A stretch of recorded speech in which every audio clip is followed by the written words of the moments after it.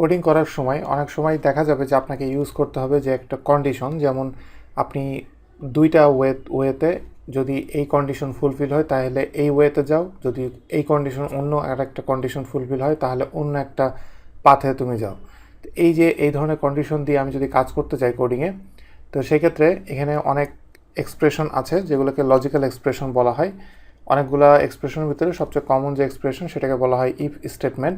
সেই if statement নিয়ে আমি আপনাদের সাথে এখন কাজ করব এবং আমি দেখাবো যে ইফ স্টেটমেন্টের মাধ্যমে আপনি কীভাবে কাজ করবেন। যদি আপনি এখানে যে আরও যেসব প্রোগ্রামিং ল্যাঙ্গুয়েজ আছে ওগুলো যদি আপনি কোনো টাকা করে থাকেন তাহলে এইসব ইফ স্টেটমেন্ট সম্পর্কে অবশ্যই আপনি জেনে থাকবেন, কারণ এটা খুবই পপুলার একটা স্টেটমেন্ট।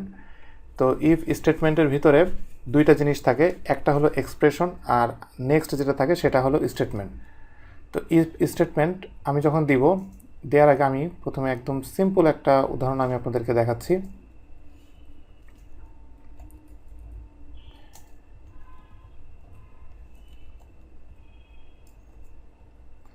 এখানে আমি জাস্ট দুইটা সিম্পল ভেরিয়েবল নিলাম, নেওয়ার পরে ইফের ভিতরে ইফের স্টেটমেন্টটা এইভাবে লিখতে হয় যে ইফের ভিতরে এই যে প্যারেনথেসিস দেখতে পাচ্ছেন, প্যারেনথেসিসের ভিতরে আপনাকে এক্সপ্রেশনটা দিতে হবে। এখানে এক্সপ্রেশন মিন্স আপনাকে একটা কন্ডিশন দিতে হবে এবং যেই কন্ডিশনটা আপনি দিবেন সেটার রেজাল্ট ট্রু অথবা ফলস যে কোনো একটা হবে, এছাড়া আর কোনো কিছু হবে না, কারণ এখানে শুধুমাত্র ট্রু এবং ফলসের উপর বেস করেই এর বাকি অংশটুকু কাজ করবে। যেমন এখানে আমি $a is greater then $b, এই যে দুইটা আমি ভেরিয়েবল দিলাম, এ যদি বি এর চেয়ে বড় হয় তাহলে কি হবে, তাহলে সে এই ইফ স্টেটমেন্টের ইফ যে লজিক্যাল এক্সপ্রেশন এটার ভিতরে সে ঢুকবে এবং এই স্টেটমেন্টের ভিতরে যখন ঢুকবে, ঢোকার পরে সে এটাকে প্রসেস করবে।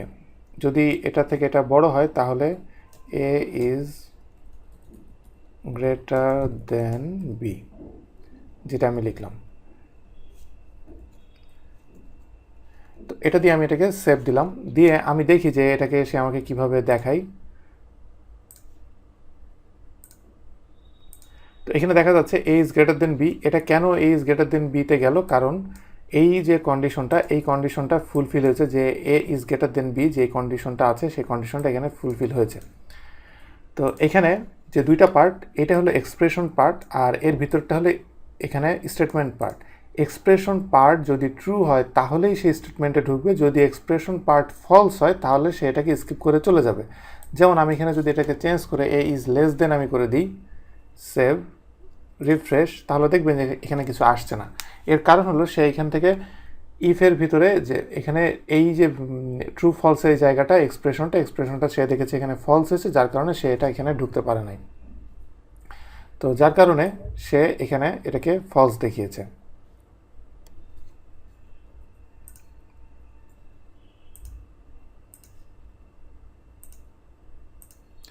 তো এখন আমি আপনাদেরকে আরেকটা ছোট একটা উদাহরণ আমি দেখাবো, কারণ এখানে আমি যে উদাহরণটা দেখিয়েছি এটা অনেক সিম্পল এবং রিয়েল ওয়ার্ল্ডের সাথে মিল আছে, এরকম কোনো একটা আমি এক্সাম্পল আমি আপনাদেরকে দেখাচ্ছি।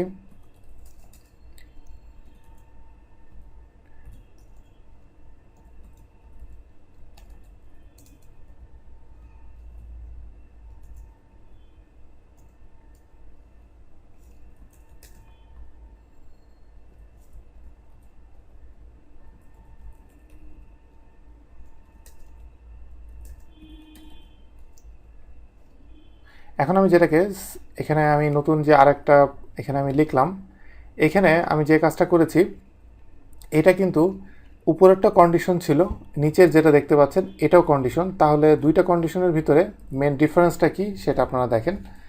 এখানে যদি দেখেন যে এখানে সে যে এটা বড় না এটা বড় এই ধরনের কন্ডিশন সে চেক করছে, আর এখানে সে যেটা চেক করছে যে সে নিউ ইউজারটা নিচ্ছে, নিউ ইউজারের ভ্যালুটা কি ফলস না ট্রু সে এটা দেখছে, এবং দ্যাট মিনস নিউ ইউজারটা কি এক্সিস্ট নাকি এক্সিস্ট না সে এখানে সেটাকে টেস্ট করছে।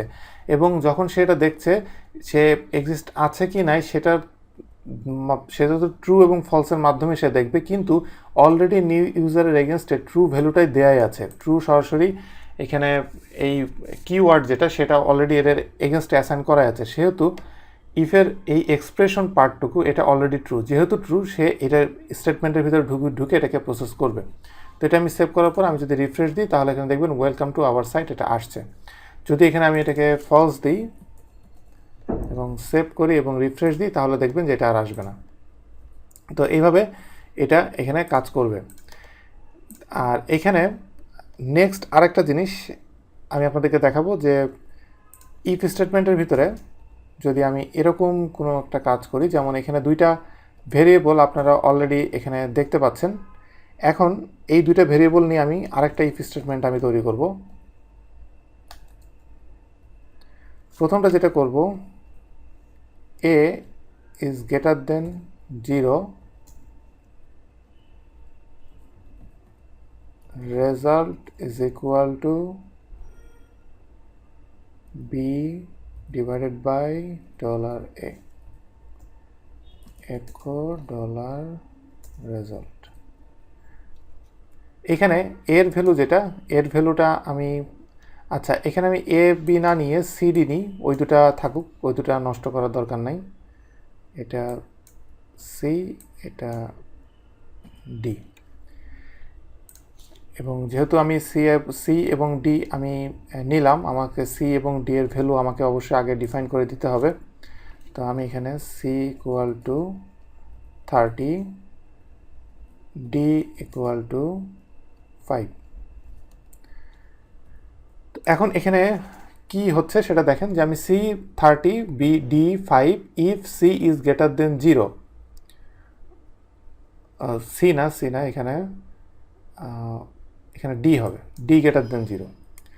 যদি ডি গ্রেটার দেন 0 হয় তাহলে রেজাল্টের ভিতরে সে মানে সে স্টেটমেন্টের ভিতরে ঢুকবে, ঢুকে এখানেও একটু উল্টা হয়েছে সি ডিভাইডেড বাই ডি হবে, দিয়ে সে রেজাল্ট যেটা পাবে সেটাকে সে আউটপুট হিসেবে আমাকে এখানে শো করবে।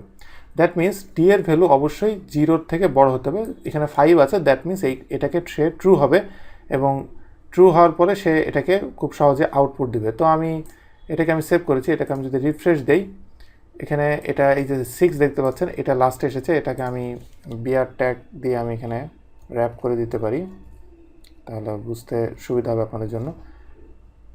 এখন আমি এটাকে রিফ্রেশ দিচ্ছি, তাহলে 6টা নিচে চলে এসেছে। তো এখানে সে যেটা করেছে, ডিটা যদি আমি এখানে 0 করি, এখানে জাস্ট 0 করলাম, সেভ, তাহলে সে এটার ভিতরে ঢুকবে না। আমি যদি রিফ্রেশ দিই তাহলে দেখবেন 6টা চলে গিয়েছে। এখন এখানে ব্যাপারটা যেটা, যে আমি এখানে এই যে রেজাল্ট যে সেকশনটা দেখতে পাচ্ছেন, এই রেজাল্ট সেকশনটা আমি যদি ইফ স্টেটমেন্টের বাইরে নিয়ে আসি তাহলে কি হবে? ইফ স্টেটমেন্টের বাইরে নিয়ে আসার পরে এখন আমি এটাকে সেভ করলাম, করে আমি এটাকে রিফ্রেশ দিলাম, এখানে 6 আসছে, কোনো সমস্যা নাই। কিন্তু যদি আমি এটা 0 দিই তাহলে দেখেন কি সমস্যা হয়। এটাকে আমি সেভ করলাম, রিফ্রেশ দিলাম, এখানে একটা সে ইরর দেখাচ্ছে। ইরর কি? Under defined variable. কেন এটা আন্ডার ডিফাইন্ড ভেরিয়েবল দেখাচ্ছে? রেজাল্টটাকে আন্ডার ডিফাইন্ড ভেরিয়েবল দেখাচ্ছে এই কারণে, ইফের ভিতরে সে ঢুকতে পারে নাই। যখন সে ইফের ভিতরে ঢুকতে পারে নাই, রেজাল্টটা কিন্তু ইফের ভিতরের থেকে আসতেছে। এখন যেহেতু ইফের বাইরেই আছে, ভিতরে ঢুকতে পারে নাই, সে সরাসরি ইফটাকে স্কিপ করে নিচে চলে আসবে। যখন সে একো করতে যাবে তখন সে রেজাল্টের একটা ভ্যালু খুঁজবে। এই রেজাল্টের জন্য ডিফল্ট কোনো ভ্যালু নাই, যার কারণে সে এখানে বলছে যে এটা একটা আন্ডার ডিফাইন্ড ভেরিয়েবল। তো এই প্রবলেমটা আপনি যদি দূর করতে চান, সেখানে রেজাল্টের জন্য একটা মিনিমাম কোনো একটা ভ্যালু আপনি দিয়ে রাখতে পারেন। এটা খুবই একটা ইম্পর্টেন্ট পয়েন্ট, যে আপনি ইফ স্টেটমেন্টের ভিতরে দিলে কী হবে, বাইরে দিলে কী হবে, দুটার সাথে রিলেশনটা কী, এটা আপনাকে বুঝতে হবে। এখন আমি যদি এটাকে রিফ্রেশ দিই তাহলে এই ইররটা আপনারা দেখবেন এবং রেজাল্টের ডিফল্ট ভ্যালুটা দেখতে পারবেন। এবং ডি যেটা, এটাকে আমি যদি আবার 5 দিয়ে আমি সেভ দিই এবং রিফ্রেশ দিই তাহলে এটা এখানে আপনারা এটা দেখতে পারবেন। এখন এখানে যদি এরকম হয় যে যদি এখানে A is greater than B, that means A যদি বি এর চেয়ে বড় হয় তাহলে এটা প্রসেস করবে। আর সেটা না হয় যদি এ ইজ লেস দেন বি হয়, যেমন লেস দেন বি হয়, তাহলে এখানে কি হবে? তাহলে এখানে এটা শো করবে। এইভাবে আপনি এটাকে করতে পারেন। যেমন আমি এটাকে যদি আমি রিফ্রেশ দিই তাহলে এ ইজ গ্রেটার দেন বি। এখন আমি যদি এটাকে ভ্যালুটাকে আমি 2 করে দিই এবং সেভ করি তাহলে রিফ্রেশ দিলে এ ইজ লেস দেন বি। তো এইভাবে আপনি চেঞ্জ করে করতে পারেন। কিন্তু ইফ স্টেটমেন্টের ক্ষেত্রে যদি এরকম মাল্টি আপনার কন্ডিশন আসে যে এইটা হলে এইটা, অথবা এইটা যদি না হয় তাহলে নেক্সট কন্ডিশনে চলে যাবে, এরকম হয়, এইটা করার আরও সুন্দর ওয়ে আছে, এইভাবে বারবার ইফ স্টেটমেন্ট দিয়ে পরপর দিয়ে আপনার করার দরকার নেই, সেটা আমি নেক্সট লেসনে আপনারা পাবেন।